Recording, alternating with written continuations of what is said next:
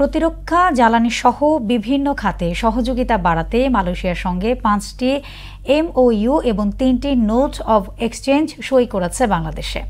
সকালে উভয় দেশের সরকার প্রধানের উপস্থিতিতে এসব সমঝোতা স্বাক্ষর সই হয়। পরে যৌথ ব্রিফিংয়ে প্রধান উপদেষ্টা বলেন, মধ্য ফেব্রুয়ারিতে নির্বাচনের জন্য প্রস্তুত বাংলাদেশ, আর নিজ দেশে শান্তি প্রতিষ্ঠায় ডক্টর ইউনূস গুরুত্বপূর্ণ ভূমিকা রাখছেন বলে মন্তব্য করেন মালয়েশিয়ার প্রধানমন্ত্রী। আরও জানাচ্ছেন সুরাইয়া মুন্নী। মালয়েশিয়ায় ব্যস্ত সময় পার করছেন প্রধান উপদেষ্টা প্রফেসর মোহাম্মদ ইউনূস। সফরের দ্বিতীয় দিন প্রধানমন্ত্রী আনোয়ার ইব্রাহিমের সঙ্গে সাক্ষাৎ করতে কুয়ালালামপুরের পুত্রজায়ায় পৌঁছলে গার্ড অব অনার দেওয়া হয় প্রধান উপদেষ্টাকে। পরে দ্বিপক্ষীয় বৈঠক করেন দুই সরকার প্রধান।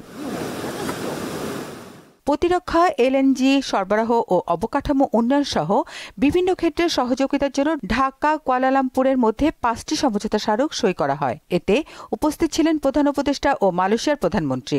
এ সময় উচ্চশিক্ষা, কূটনীতিকদের প্রশিক্ষণ ও হালাল ইকোসিস্টেমের সহযোগিতার জন্য 3টি নোট অব এক্সচেঞ্জে স্বাক্ষর করে দুদেশ।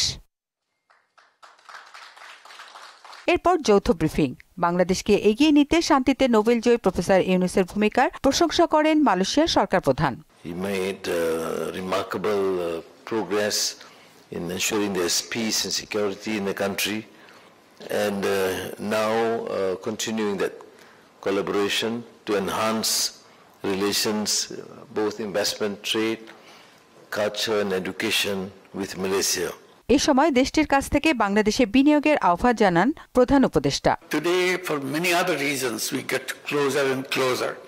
Particularly, many Bangladeshis workers are working here. They send their income back to Bangladesh, and that gives them the sustainability for their lives in the family, sending their children to school. The new government, and I was invited to head that government, and I was very happy as I was trying to find my way. Guess who shows up? My friend Anwar Ibrahim shows up to give support to us. It's a wonderful feeling to find a friend to coming up at the hour of need when we're desperately looking for some support somewhere because we had no idea which way we were moving. তিনি বলেন, আগামী ফেব্রুয়ারির মাঝামাঝিতে বাংলাদেশে নির্বাচন হবে। Now we are ready for elections, so we'll be holding our election in coming February, middle of February, to elect a new government. So that we can go to normal running of the country.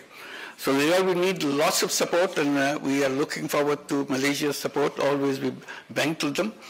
And you have just mentioned about the Rohingyas. Rohingya issue বাংলাদেশের জন্য বড় সমস্যা এমন মন্তব্য করে professor Yunus বলেন, সংকট সমাধানে আসিয়ানের কার্যকর ভূমিকা জরুরি। This is a big problem for us. We are seeking help from Malaysia, particularly as a chair of the ASEAN. Suraiya Munni, মোহনা সংবাদ।